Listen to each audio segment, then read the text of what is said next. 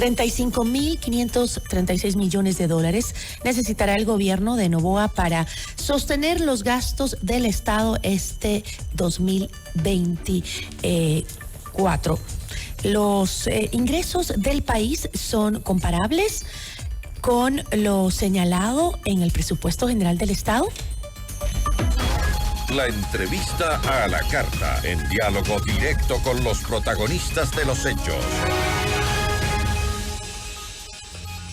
Nos acompaña Pablo Lucio Paredes, él es director del Instituto de Economía de la Universidad San Francisco de Quito. ¿Cómo está? Muy buenas tardes, gracias por acompañarnos. Hola Gisela, un gusto, ¿cómo estás? Y saludo a la gente que nos escucha.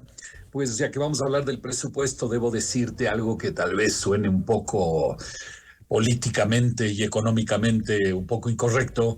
Es que la verdad a mí el presupuesto del Estado este y cualquiera en general, la verdad no me importan mucho, porque no creo que reflejan mucho la realidad, no creo que reflejan visiones estratégicas, se pone una cantidad de cosas que luego no hay o no se pone cosas que se debe poner. Entonces, la verdad, a mí yo no le veo con demasiado interés al presupuesto. Yo más bien prefiero tomar lo que sucedió en el año 2023 y en base a eso hacernos la pregunta de lo que fue el 2023, ¿cómo será el 2024? Más allá del presupuesto, creo que es una manera más realista de mirar las cosas. Pero en todo caso, hablemos del presupuesto, por supuesto. Entiendo su preocupación, pero hablar del 2023 es hablar de qué, porque a la final el gobierno de Guillermo Lasso había presupuestado un presupuesto y a la final no logró ejecutar ese presupuesto. Entonces, ¿por qué no empezamos mejor planteándonos cómo se establece este presupuesto? ¿No? ¿Se genera con la previsión de lo ejecutado el año anterior? ¿Cómo se lo plantea? Claro, se parte de lo que se ejecutó del año anterior y luego a partir de eso se hace una serie de hipótesis sobre la economía y una serie de hipótesis sobre lo que pueden ser los ingresos, lo que pueden ser los gastos, lo que puede ser el financiamiento, y ahí se llega a una nueva estructura. Y lo que yo creo que sí debemos enfocarnos es que el gasto es del orden de 24 o 25 mil millones, y entonces cuando hablamos del presupuesto, no creo que debemos decir un presupuesto de 34 mil millones, sino un presupuesto de 24 o 25 mil millones de gasto. Ahora, ¿por qué te decía, Gisela, que hay una serie de cosas que no están ahí, que hacen que para mí el presupuesto no tiene tanto valor? Este y cualquiera, yo no estoy hablando en particular de siempre sucede lo mismo, ¿no? Por ejemplo, hay 4.000, 5.000 millones de atrasos del año pasado que vienen a este año. ¿Dónde están esos 4 o 5.000 millones? No, y es un platal. Entonces, ¿dónde están? Luego sabemos que asimismo va a haber atrasos del año 24 al año 25, ¿no? ¿Eso se pone ahí? No se pone, obviamente. Nadie pone y dice, sabes que me voy a atrasar en 3.000 o 4.000 millones al año próximo, pero ese es un tema fundamental, ¿no? Y eso tampoco está.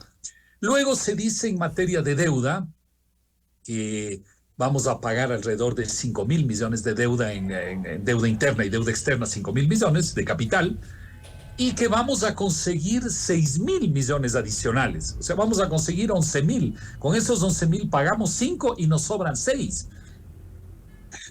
Me parece que es una cifra...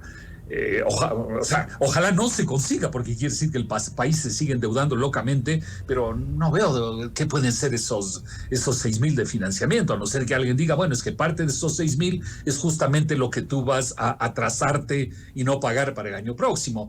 Luego se habla ahí de alrededor de 3.000 millones de dólares que se van a conseguir en el campo petrolero Sacha, en el petróleo, en CNT, en las telefónicas, una serie de cosas. Se van a conseguir 3.000 millones de dólares en eso, dudo mucho. Entonces, el rato que tú vas sumando todas esas cosas, uno dice, entonces, ¿por qué le voy a dar importancia al presupuesto si puede pasar cualquier cosa, ¿no? Ahora, por ejemplo, el presidente Daniel Noboa firmó este decreto 171 con el que declara la excepcionalidad para financiar el gasto de salarios para la salud, educación y justicia con ingresos no permanentes como la deuda.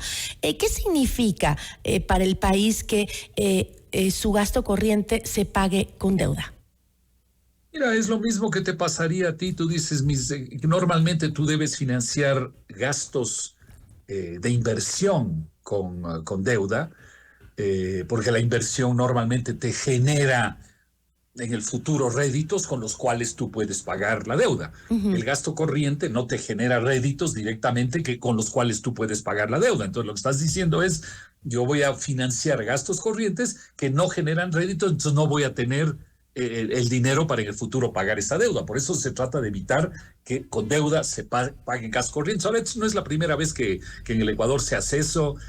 Ya se ha hecho en oportunidades anteriores, no me acuerdo exactamente en qué años, ya se ha hecho, y tú sabes que estas cosas se van volviendo una costumbre, ¿no? Como ya lo haces alguna vez, luego lo haces una segunda, y luego dices que es excepcional y lo haces una tercera vez. Es como cuando nos cobran impuestos y te dicen, va a ser solo por una vez que te cobro este impuesto, pero ya van como 10 veces que te cobran por primera vez. Entonces, todo esto se va volviendo malas costumbres en el Estado. Entonces estamos en una pésima situación fiscal. Ese es el otro tema que no consta en la proforma presupuestaria, porque obviamente la proforma fue hecha antes de que se aprueben estos últimos impuestos, ¿no es cierto?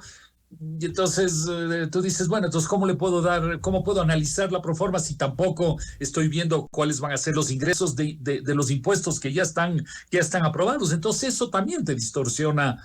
O sea, dentro de este presupuesto no se puede incluir todavía los ingresos que tendrá el Estado por el aumento del IVA y las contribuciones aprobadas por la Asamblea Nacional, entonces, ¿no? No, yo entiendo que no, porque hay un proceso legal que todavía no se termina, tiene que estar publicado en el registro oficial y ya la proforma ya se le mandó a la Asamblea hace unos días, entonces no podía estar incluido, pero te digo, eso también te distorsiona el presupuesto porque tampoco sabemos cuánto está previsto por ese lado. Por eso decía Gisela, yo prefiero mirarlo de una manera más sencilla. Yo digo, el año 2023 tuvimos un déficit, un poco más, un poco menos, no importa, del orden de 5.000 millones de dólares, un poco más. El déficit, a eso hay que agregar, y entonces el déficit el año pasado fue alrededor de 5.000, este año también va a ser alrededor de 5.000 y pico. Entonces estamos hablando de 5 o 6.000 millones. A eso hay que agregarle los 4.000 millones de atrasos que no pagamos el año pasado. Entonces, 5, 6 más 4, ya estamos alrededor de 10. Y luego tenemos que pagar este año 5.000 millones de deuda. Entonces necesitamos conseguir plata para cubrir esos 5 o 6 mil millones del déficit, los 4 o 5 mil millones de atrasos y los 5 mil millones de deuda. Eso nos da alrededor, un poco más, un poco menos, de 15.000 millones de dólares. Entonces, eso es un tema más realista. Hacernos la pregunta, ¿cómo vamos a conseguir alrededor de 15.000 millones de dólares? Entonces, dentro del presupuesto, ¿no se incluye el gasto de deuda pública?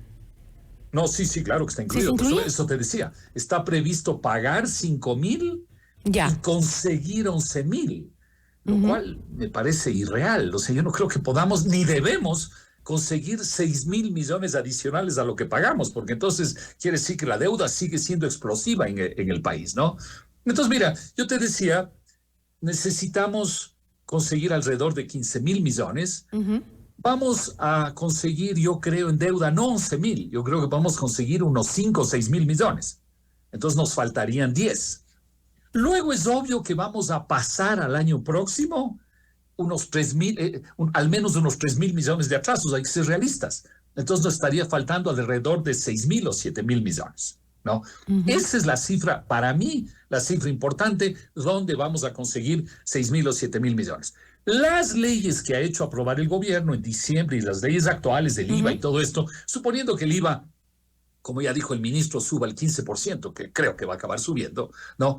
Estaríamos hablando de alrededor de 2.500 millones, una cosa por el estilo, durante el año, ¿no? Entonces, necesitábamos 6.000 menos 2.500 de esos impuestos y todo eso, nos estarían faltando alrededor de unos 3.500 millones, ¿no? Esa yo creo que es la cifra importante, hacernos la pregunta, ok, ya subieron los impuestos, ya no se va a hacer nada más, ahora todavía nos están faltando 3.500 millones, ¿no? Entonces yo digo, ¿dónde pueden venir los 3.500? Entonces yo te digo, uno, pueden ser unos 500 millones si el tema del Yasuní se retrasa y se empuja hacia el futuro. Podría ser el tema que el propio gobierno ha anunciado de los combustibles, que son alrededor de 1.500 millones de lo que ha dicho el gobierno, ¿no? Por ahí. Y luego tendría que haber una reducción de gastos también del orden de unos 1.000, 2.000 millones para que cuadren las cifras, ¿no? Entonces eso para mí son cifras mucho más sencillas y mucho más claras de qué es lo que se necesita en el año 2024. Ahora, entonces podríamos decir que el presupuesto entonces es más una hoja de ruta a seguir. Yo creo que ni siquiera es ese el problema, Gisela, que creo que ni siquiera es una hoja de ruta. Creo que, y ya te digo, no este presupuesto, yo no estoy criticando al actual presupuesto, ni al ministro, ni mucho menos, no importa, es en general. El gobierno simplemente lanza cifras ahí de una serie de cosas para poder tener la aprobación de la Asamblea, pero luego la realidad es bastante diferente, ¿no? Entonces ni siquiera te digo es una hoja de ruta. Y es que no se entiende y no está muy claro cómo plantean este incremento en el presupuesto a pesar de los anuncios del gobierno y todo lo que sabemos de la pésima situación fiscal que ha significado incluso las reformas que usted mencionó, el aumento del IVA y demás impuestos que se han incorporado. Claro, ese es un gran problema, porque por eso yo te decía los números que podrían cuadrar los números del 2024, pero con una reducción de gastos. Y lo que vemos en el presupuesto es que se está planteando un aumento de gastos. Entonces, ahí hay un problema, hay una discrepancia muy fuerte. Y uno dice, caramba, lo que necesitamos es reducir gastos para que cuadren las cifras y aquí se está planteando un aumento. E incluso, a veces los gobiernos ponen aumentos que luego, como tú mismo decías al inicio, no se cubren, no se ejecutan los presupuestos, una serie de cosas. Pero realmente lo que necesitamos es también reducir gastos para que cuadren las cifras, ¿no? Entonces, por eso te decía, entre deuda que consigamos, atrasos que mandemos para el año 2025, los impuestos que ya se han dado, digamos así, luego algo respecto a los combustibles, algo respecto al Yasuní, a pesar de todo eso, todavía tenemos un hueco que se tiene que cubrir con reducción de gastos. Es decir, las proyecciones entonces no son claras, ¿no? Porque estamos planteando el presupuesto sobre condiciones variables. Mira, no son claras y no quiero llevarte por la ruta de lo que yo pienso, como te dije al inicio, de que para mí el presupuesto no me importa mucho. Bueno, para eso es que le invitamos, ¿no? Para analizarlo justamente. Sí, pero por eso para que nos diga lo que usted piensa. Mucho porque tiene tantas cosas que son irreales, y cualquier presupuesto del Estado, que en realidad a mí el presupuesto nunca me ha importado mucho. Para mí las proyecciones que yo te hacía me parecen más reales, ¿no?, que lo que dice el presupuesto, y me parece que son más útiles para entender cuál es la situación fiscal. Es decir, entonces, según su criterio, vamos a seguir en las mismas condiciones. No es que se prevé que vamos a mejorar. Según mí, a ver, el tema fiscal es uno de los tantos temas en la economía. La economía no es que vive del tema fiscal, es un elemento entre tantos. Pero el tema fiscal, como yo te decía, se lo puede poner en orden con deuda, con atrasos, con los impuestos que se han dado, con el tema de los combustibles, que todavía no sabemos si se hará o no se hará, y con una reducción de gastos. Es decir, yo te diría, queremos que en el año 2024 cuadren las cifras fiscales, más allá de lo que diga el presupuesto. La realidad es que vamos a necesitar el tema de combustibles y vamos a necesitar una reducción de gastos. Y el Yasuní. No, las cifras no y van explotar el Yasuní. ¿Cómo? Y explotar el Yasuní. Y también el tema del Yasuní que mencionamos, claro. Sí.